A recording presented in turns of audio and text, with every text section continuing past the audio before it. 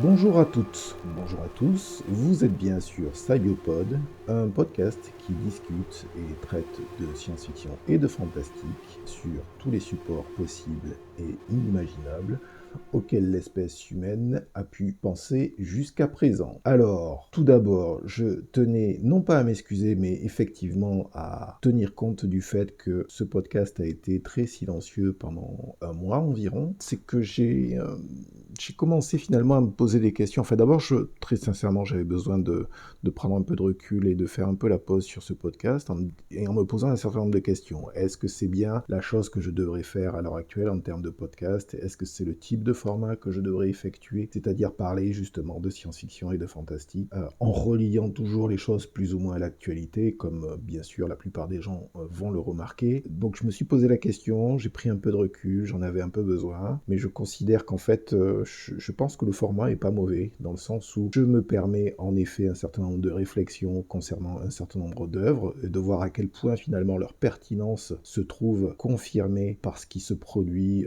dans l'actualité, de quelque nature que soit l'actualité d'ailleurs, et donc je pense que ça vaut la peine en effet de continuer et de continuer à parler de choses avec un certain esprit, avec une certaine liberté, tout comme je l'ai fait jusqu'à présent. Voilà. Donc ceci étant dit, on va passer aujourd'hui sur un jeu vidéo qui est pas passé, enfin qui a pas eu un énorme succès. Enfin, le jeu a fonctionné, le jeu s'est correctement vendu. Je crois qu'il s'est vendu à environ 5, j'ai remarqué, enfin je suis allé chercher un petit peu quand même, à environ 500, un demi-million, donc 500 000 unités. Donc le studio qu'il a fait, c'est d'abord, le jeu s'appelle Invisible Inc. Donc je vais vous en parler un petit peu plus, bien sûr, c'est un peu le but aujourd'hui. Mais avant de parler de ce jeu, je tenais à faire une présentation succincte du studio de développement qui s'appelle Klei, K-L-E-I, Klei Entertainment, donc, qui est donc un studio indépendant au départ, en tout cas en 2005. Bon, maintenant c'est devenu depuis une filiale de Tencent, donc qui est une structure chinoise, donc encore une, j'ai envie de dire. Donc ce n'est pas un studio que j'ai connu dès le départ en 2005 pour ses productions, mais j'ai dû voir par contre fin des années 2000, donc aux alentours de 2009, 2010, 2011 par là, j'ai dû voir un ou deux trailers d'un jeu qu'ils étaient en train de faire, qui s'appelle Mark of the Ninja, donc qui est sorti courant 2011, et ce jeu m'a vraiment, mais vraiment interpellé, pour une simple et bonne raison, c'est que le jeu sort en 2010, et que j'ai joué à un jeu équivalent 30 ans en arrière, un très vieux jeu auquel donc j'ai joué dans les années 80 sur Amstrad, un jeu qui s'appelait Sabotage. Et là aussi, comme dans Mark of the Ninja, vous jouez un ninja, donc c'était très à la mode dans les années 80, donc vous êtes adolescent, vous jouez à ça, c'est parfaitement normal. Donc vous jouez dans Sabotage sur Amstrad, donc un ninja qui infiltre une base et qui s'occupe de ses adversaires, le tout dans un jeu mélangeant plateforme horizontale en effet et assassinat silencieux. Donc le jeu était très mauvais, soyons très très clairs.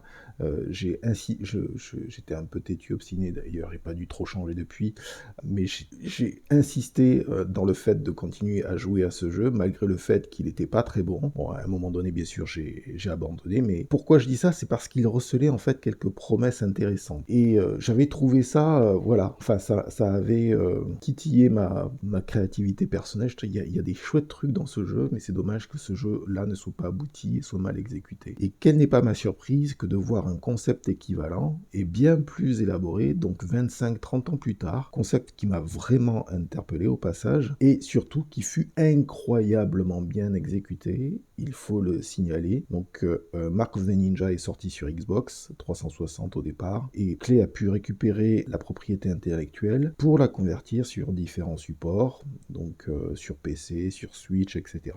Je m'égare parce que Mark of the Ninja n'est pas le sujet aujourd'hui. Il s'agit de son successeur, Invisible Inc. Incorporated, ok, Invisible Incorporated. Et il s'agit donc d'un successeur auquel on joue en tour par tour. Et quel petit bijou de jeu original dans sa proposition de jouabilité ainsi que son design graphique épuré. L'atmosphère un peu lisse. J'ai découvert donc ce jeu sur Steam en 2015. Il était en pré-vente d'ailleurs, donc le jeu n'était pas fini et je l'ai quand même pris. Et j'ai tout de suite accroché aux principes du jeu qui pour le coup sont vraiment originaux, même si apparemment familiers. Les prémices de cet univers sont très ancrées dans une forme d'espionnage qui paraît vraiment extrêmement marquée par son ambiance très britannique, ces espions de Sa Majesté. Donc surtout à l'écoute des voix utilisées dans l'encadrement narratif du jeu et qui laisse à penser que vous faites partie d'une agence d'espionnage ou contre-espionnage d'ailleurs internationale. Donc votre équipe travaille pour des multinationales, donc on est dans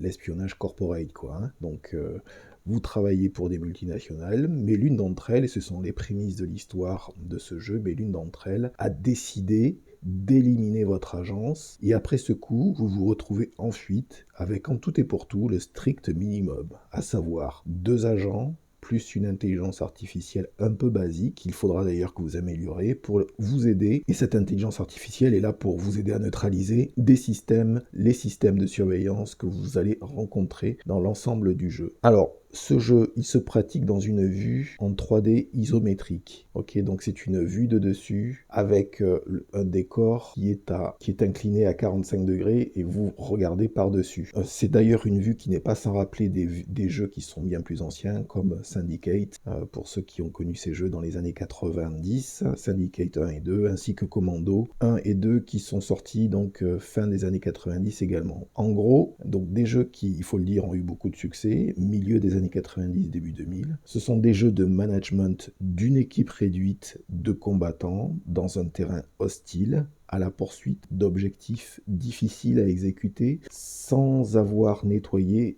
préalablement un terrain truffé d'ennemis faisant des rondes et dont les cônes de vision vous cherchent inlassablement, puisqu'il est évident que c'est d'ailleurs un des éléments de gameplay qui a été développé à ce moment-là. Pas dans Syndicate, mais dans Commando en tout cas.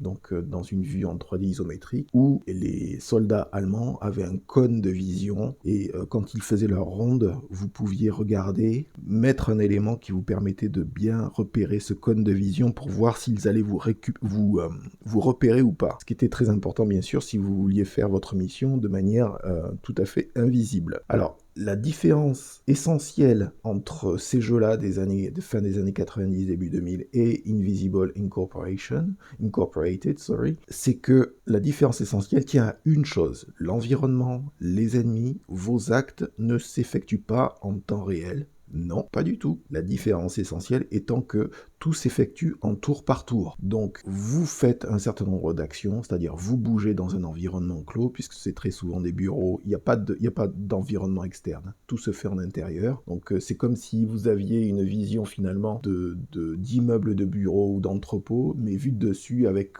finalement le plafond qui est sorti et qui vous permet de regarder au-dessus des lieux en question. Donc, tout est effectué en tour par tour, c'est-à-dire vos mouvements et vos possibilités d'action. Donc rien n'est fait en temps réel. Alors petit aparté concernant les modalités de jeu en tour par tour, pour être tout à fait franc, ce n'est absolument pas ce type de jeu qui m'intéressait. Le jeu en tour par tour, à la base, je suis pas du tout, ce qui m'a toujours, à titre personnel, je pense que je suis pas tout seul, ce qui m'a toujours fasciné, et dès le départ dans le jeu vidéo, c'est la maîtrise d'un gameplay, donc d'une jouabilité en temps réel, qu'il s'agisse de Galaga en borne d'arcade ou d'un FPS comme Doom, quand Doom est sorti, même si cette expérience en particulier montrait quand même un certain nombre de limites. D'ailleurs, ce fut le cas pendant très longtemps. Le temps réel dans le jeu vidéo a bien souvent limité les possibilités d'interaction à 1 ou 2, voire 3, allons-y, gaiement, voire 2 ou 3 mécaniques de jeu simples et efficaces. Bien sûr, la puissance de calcul des ordinateurs depuis, et des consoles et de tous ces types d'appareils a progressé plutôt rapidement, donc permettant d'ajouter des coprocesseurs pour les opérations flottantes. Et je vous en passe, il ne s'agit pas ici de faire l'historique de la micro-informatique, Mais bon, clair que si vous passez votre temps à calculer juste des nombres entiers et que vous avez ensuite des éléments, un processeur supplémentaire qui vous permet de calculer des opérations flottantes, vous voyez très bien que pour faire des jeux en vue subjective, le nombre de calculs le type de calcul que vous allez effectuer va vous permettre une plus grande liberté, c'est l'évidence même.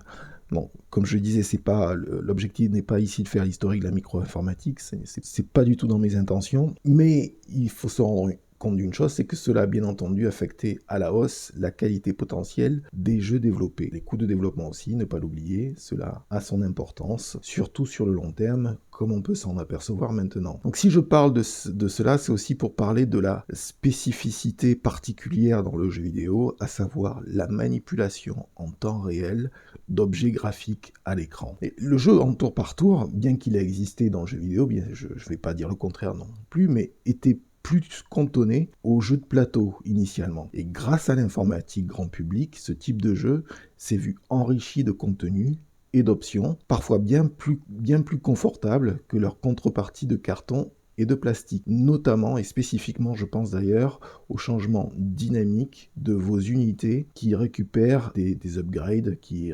récupèrent des éléments additionnels en cours de partie. Alors, petit aparté, tant que cela me vient à l'esprit, je classe, tout le monde n'a pas besoin d'être d'accord, mais je pense que c'est un peu le cas d'ailleurs, parce que j'ai été très surpris de voir que ce jeu ne plaisait pas à tout le monde, et qu'il se vendait pas, il s'est vendu 500 000 unités, alors que c'était un jeu pour moi qui aurait dû se vendre 2-3 millions d'unités, quoi, facilement, très sincèrement.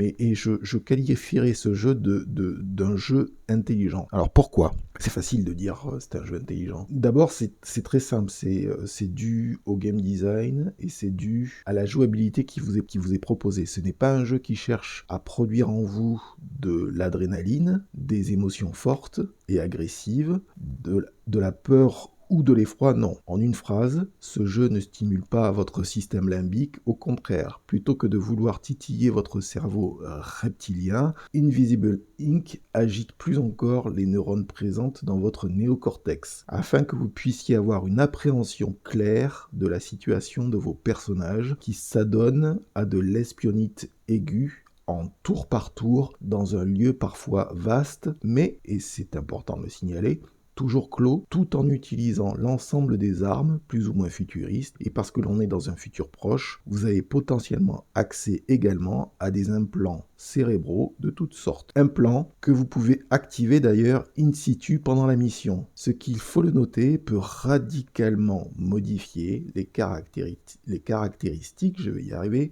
d'un de vos personnages. Donc, il faut évidemment choisir le type d'implant avec soin, car ceux-ci peuvent vous handicaper, et effectivement, vous avez des... Alors c'est ce qui est assez tordant et, je veux dire, assez malin de leur part, c'est-à-dire que vous devez faire très très attention à tous les ajouts que vous effectuez sur vos personnages. Et vous devez bien mesurer quel va être l'impact d'un implant en particulier. Même votre intelligence artificielle qui donc vous accompagne peut aussi avoir des augmentations supplémentaires qui lui permettent donc d'être plus efficace. Mais si vous choisissez mal les implants ou les augmentations en question, c'est-à-dire que vous allez handicaper vos personnages pour la mission dans laquelle ils se trouvent à un instant T au moment où vous jouez, ou pour les futures missions. Donc il faut faire très très attention donc à ces implants et à ces augmentations. Bon, c'est vrai que c'est une facilité quelque part de dire d'un jeu qu'il est intelligent. Donc ça signifie que quand je dis ça, c'est qu'à contrario, il y a des jeux qui le sont moins, qui aussi est une évidence. C'est-à-dire que c'est pas du tout, mais je maintiens par contre mon propos, c'est pas du tout un jeu qui essaye de favoriser des émotions faciles, des émotions simples, hein, comme la peur, l'effroi, comme le font un certain nombre de FPS. Ce qui a sa place, hein, je suis pas en train de dire que ce type de jeu, vous avez des jeux intelligents qui jouent avec ce type d'émotions-là, hein, comme j'en ai déjà cité un, notamment Prey, qui est vraiment très très bien à ce niveau-là, et qui, alors par contre, pour le coup, si je devais faire une comparaison, vous oblige à maîtriser votre peur initiale, éventuellement, et votre effroi d'un certain nombre de situations, puisque vous êtes dans une station orbitale, etc., et que vous avez des monstres qui naviguent un peu partout. Là, ça vous oblige à maîtriser ça pour dominer la situation et pour la contrebalancer. Et dans ce sens-là, en termes de simulation, vous êtes dans une station orbitale, vous devez maîtriser votre peur et vous devez utiliser un certain nombre d'objets et activer un certain nombre d'objets ou associer un certain nombre d'objets pour faire en sorte de vous retrouver dans une situation qui vous permet de survivre. Ça aussi, c'est intéressant.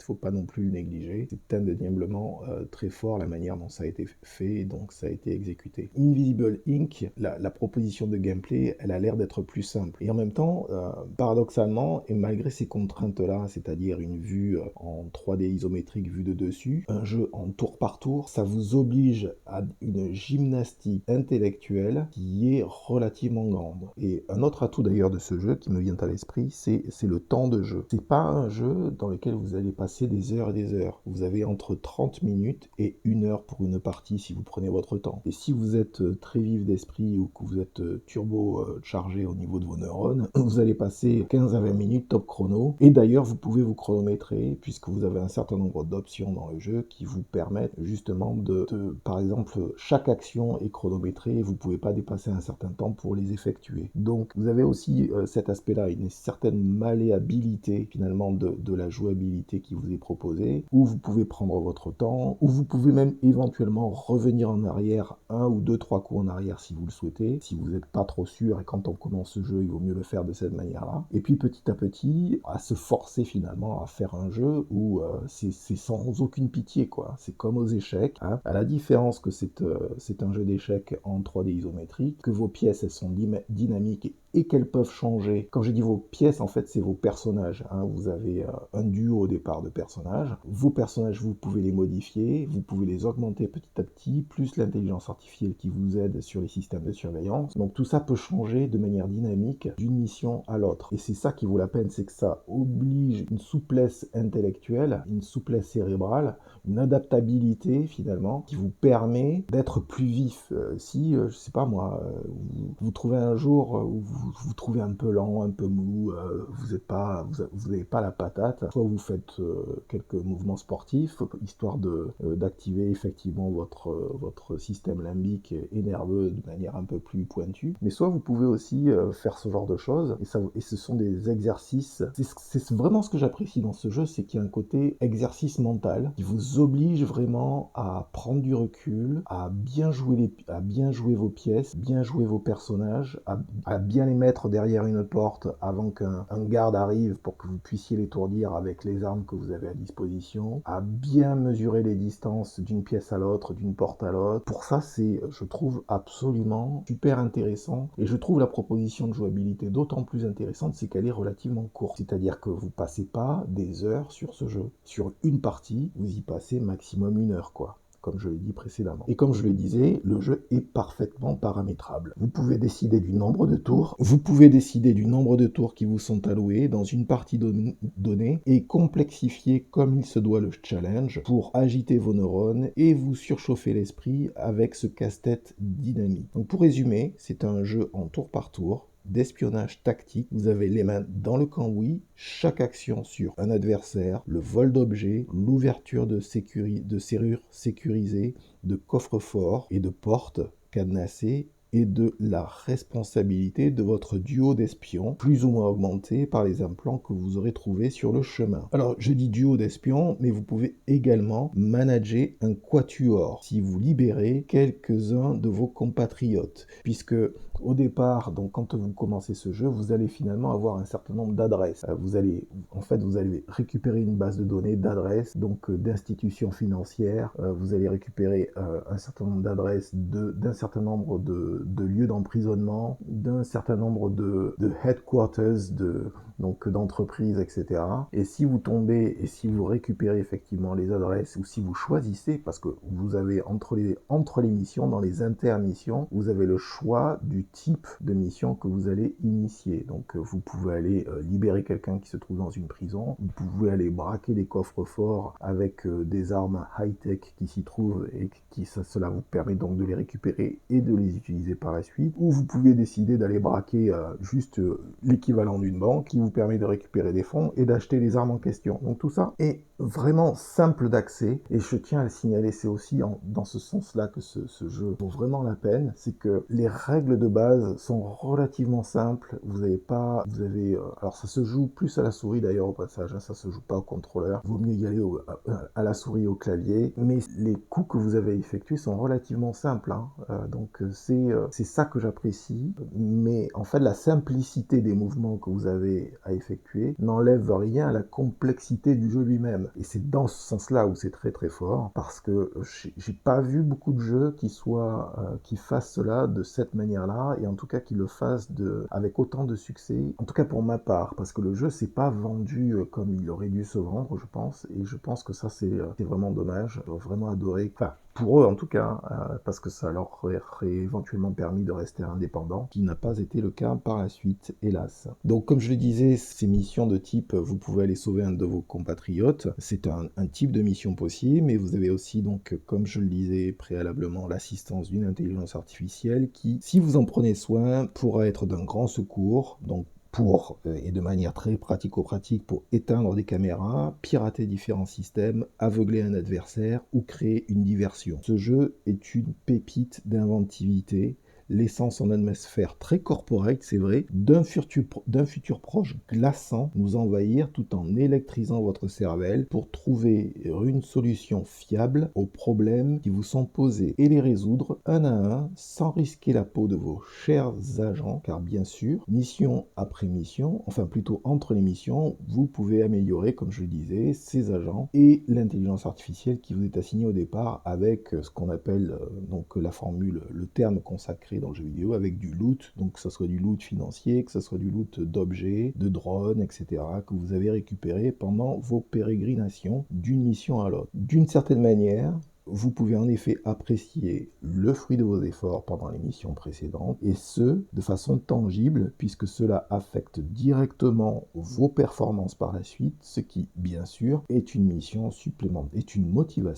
supplémentaire à faire toujours mieux pour gérer ce loot pendant les intermissions. Donc, vous avez accès à un inventaire très simple d'accès, à un inventaire très simple, ainsi qu'une place de marché tout aussi simple pour faire des opérations d'achat et de vente d'éléments, donc d'armes et d'implants qui pourraient vous être utiles, si ce n'est vous permettre de vous délester pour faire plus de place dans les inventaires, puisqu'il y a bien entendu une gestion d'inventaire par personnage de chacun de vos agents espions pour la suite des événements. Ce qu'il faut comprendre, c'est que quand vous partez en mission, moins vous avez d'objets et plus vous pouvez récupérer par exemple des cartes de sécurité qui vous permettent de débloquer une porte, etc. Donc vous avez aussi cet aspect-là, c'est-à-dire gestion de l'inventaire de chacun des personnages, histoire de faire suffisamment de place, d'avoir les armes, d'avoir les outils à minima dont vous avez besoin pour une mission, mais de faire en sorte de libérer votre inventaire, d'être capable de récupérer des objets et de ne pas vous encombrer dès le départ. Donc ça suppose en effet de gérer cet aspect-là, ce qui bien sûr n'est pas négligeable, mais qui devient automatique.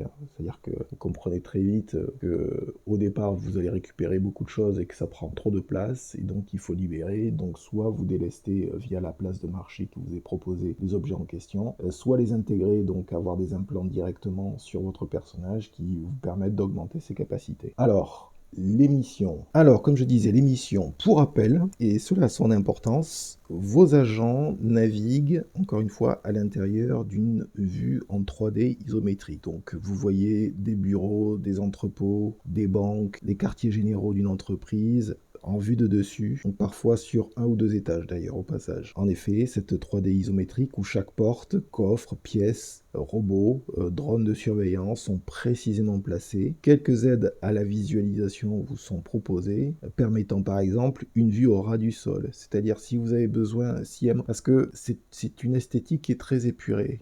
Ils ont décidé, Klei a décidé de mettre en place une ou deux aides à la visualisation qui a son importance. Donc par exemple, vous pouvez visualiser l'ensemble d'un bureau, vous pouvez visualiser juste les délimitations de l'ensemble du bureau en question, même si ce bureau est formé de plusieurs pièces. Si vous avez par exemple une salle de réunion, des bureaux, une cafétéria, ce genre de choses, vous pouvez avoir une délimitation au ras du sol qui vous permet de bien comprendre les délimitations de chaque élément. Ça peut avoir son importance, c'est rare, je l'utilise très rarement, mais ça peut avoir son importance. Alors, il y a une autre aide à la visualisation que j'ai trouvé en fait très utile et qui est donc, je dirais, un des aspects inventifs de ce jeu que j'ai pas vu ailleurs, que j'ai pas vu dans d'autres jeux de ce type, parce qu'il y en a d'autres, hein, c'est pas le seul, mais dans ce type de jouabilité, c'est le seul à le proposer. Et la seconde aide essentielle à la visualisation du terrain du jeu est que vous pouvez effectuer une rotation donc des bureaux, une rotation du terrain de jeu et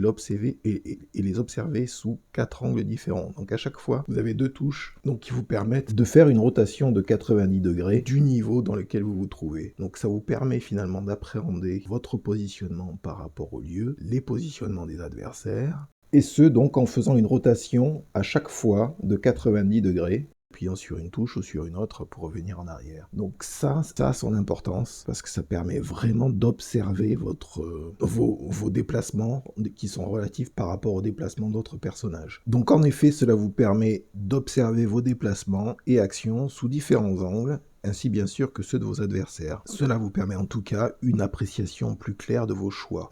Chaque mission devient plus dure que la précédente, d'un niveau supplémentaire à l'autre. Et c'est bien entendu l'un des aspects les plus passionnants de ce jeu. C'est aussi un des aspects les plus frustrants aussi parfois, faut pas se voiler la face. Surtout quand les alarmes commencent à sonner un peu partout, hein, c'est-à-dire que un de vos agents qui a été repéré, vous avez par exemple un garde qui passe alors que vous êtes juste planqué derrière la porte, donc il faut arriver à déplacer votre personnage sans que le garde en question puisse vous repérer, sinon c'est foutu, vous perdez l'agent en question. Donc l'urgence de finir un niveau peut vous amener à faire des erreurs irréparables avant de partir. Alors c'est peut-être que le facteur émotionnel vient effectivement à ce moment-là être engagé, puisqu'en effet, vous commencez à avoir la trouille de perdre vos agents, vous avez les alarmes qui sont là, donc il faut rester dans l'observation, bien comprendre les enjeux de la situation et être en mesure finalement de déplacer vos personnages de manière à ce que vous restiez justement invisible. Et c'est bien entendu en tout cas le but de toutes ces alarmes et de tous ces éléments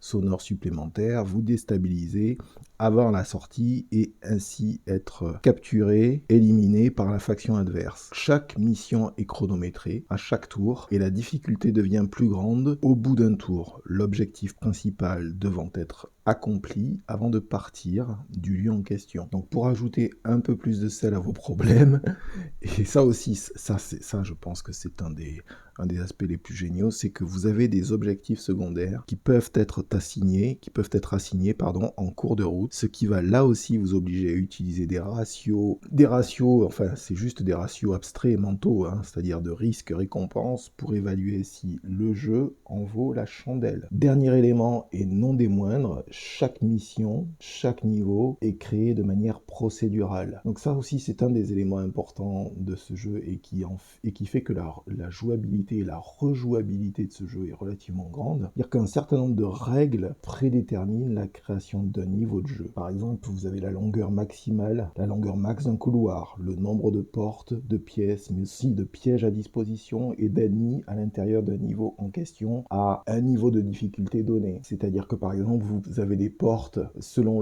l'angle dans lequel elles se trouvent, vous n'avez pas des portes qui se trouvent l'une à côté de l'autre, ou vous avez des portes qui sont à 45 degrés. Donc vous avez tout un ensemble de règles comme ça qui ont été définies au départ en disant voilà, le niveau de jeu fait tant d'unités, donc chaque unité correspondant à une unité de déplacement. Le niveau de jeu fait tant d'unités, il y a tant de portes, il y a tant de couloirs. Le couloir, il est grand, il a une grandeur maximale de X unités, une longueur maximale de X unités. Une pièce peut avoir une surface maximale de X unités. Donc tout ça est passé dans une moulinette et vous avez donc la création des niveaux qui sont tous différents les uns des autres. Pour être même encore plus clair, si par exemple vous décidez de refaire un niveau de jeu, parce que je crois qu'il y a la possibilité, je me souviens pas très bien, mais je crois que c'est possible. C'est-à-dire que quand vous décidez de refaire un niveau, de rejouer un niveau, et finalement vous êtes très mal débrouillé, vous arrivez à la fin d'une partie et le jeu en question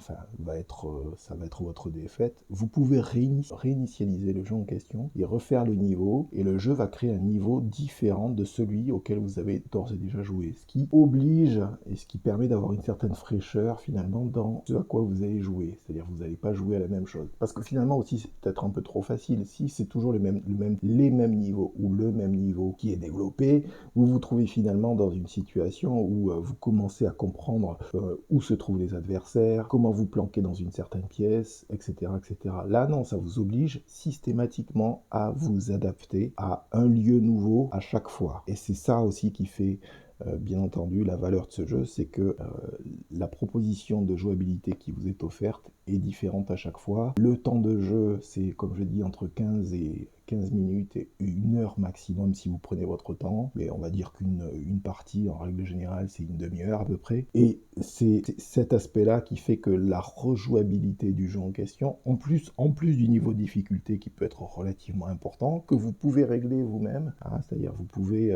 décider de, comme je l'ai dit précédemment, d'avoir 3 coups, vous pouvez revenir en arrière sur vos déplacements précédents, et donc le jeu va vous remettre dans une position dans laquelle vous étiez précédemment, comme un undo, redo classique de l'informatique, donc sur 3 niveaux supplémentaires en arrière, et donc vous allez pouvoir rejouer vos coups. Mais ça, vous pouvez l'annuler aussi. Vous pouvez décider, bon, maintenant, j'y vais de manière hardcore, comme un jeu d'échecs, hein, c'est-à-dire que je refais pas les coups que j'ai et ça vous oblige mentalement à bien réfléchir à ce que vous faites, et en même temps, essayer parfois de le faire en même temps très rapidement. Et c'est vraiment un des aspects que j'apprécie le plus dans ce jeu, c'est-à-dire la malléabilité de la jouabilité qui vous est offerte et les réglages que vous pouvez effectuer. Alors, bien que les niveaux soient créés de manière procédurale, vous avez néanmoins différents types de missions qui se répètent dans le jeu, et je vais en faire une courte description. Donc vous avez le bureau des directeurs, donc faut s'imaginer que c'est en gros l'étage d'une multinationale dans un gratte-ciel. Donc votre mission, si vous l'acceptez, est d'atteindre un terminal dans cet ensemble de bureaux qui vous donnera accès à des bases de données complètes, financières, usines automatiques, ensemble de coffres, centres de détention. Alors dans les centres de détention justement, vous allez pouvoir libérer un prisonnier de haute valeur ajoutée entre guillemets, et vous allez pouvoir le recruter ou la recruter pour faire partie de votre propre équipe. Donc on est dans le trip à la Prison Break, quoi, ou presque. Vous avez aussi accès à des entrepôts de matériel, des entrepôts de sécurité. Vous pouvez vous introduire donc dans ces dépôts où les armements de dernier cri sont stockés. Plus leur valeur est grande, plus leurs valeurs sont grandes, pardon, et plus la mission est difficile. Donc il faut savoir que plus le matériel que vous allez essayer de toper et plus le matériel que vous essayez d'obtenir a une valeur sur le terrain qui est plus importante que la moyenne, et plus la mission sera compliquée, c'est-à-dire vous aurez des alarmes qui vont démarrer plus rapidement, etc., etc. Donc le fait de partir du lieu en question va être aussi compliqué. Alors vous avez aussi ce qu'on appelle des usines à fabricateurs. Alors qu'est-ce que sont ces usines? Vous aurez tout simplement accès au dernier développement de l'impression 3D, et donc vous pourrez imprimer tous les schémas d'impression que vous avez su récupérer lors des missions précédentes. Donc le tronc commun à toutes ces missions est bien entendu toujours le même: ne pas se faire repérer, désactiver les caméras, les systèmes de surveillance variés, les drones de combat, pirater les bases de données. C'est vraiment les éléments de base du jeu en question. Et croyez-moi, ça peut agiter vos méninges pendant un certain temps, c'est le moins qu'on puisse dire. Ce sont de véritables parties d'échecs dynamiques dont les règles peuvent changer en cours de partie. Et bien que sorti en 2015, je trouve que ce jeu est d'ailleurs toujours d'actualité en termes culturels. C'est bien un jeu de notre époque, car d'une certaine manière, il me fait penser à un certain nombre de séries télé, voire de films. Alors je pense à Severance, notamment, hein, cette série qui a démarré en 2022, où la parano se formalise dans des extrêmes.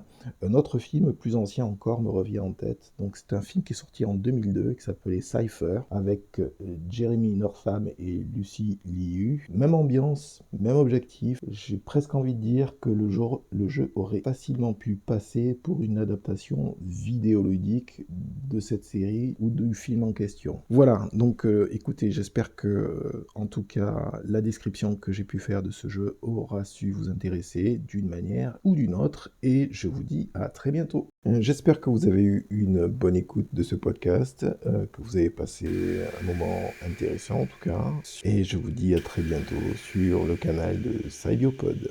Au revoir.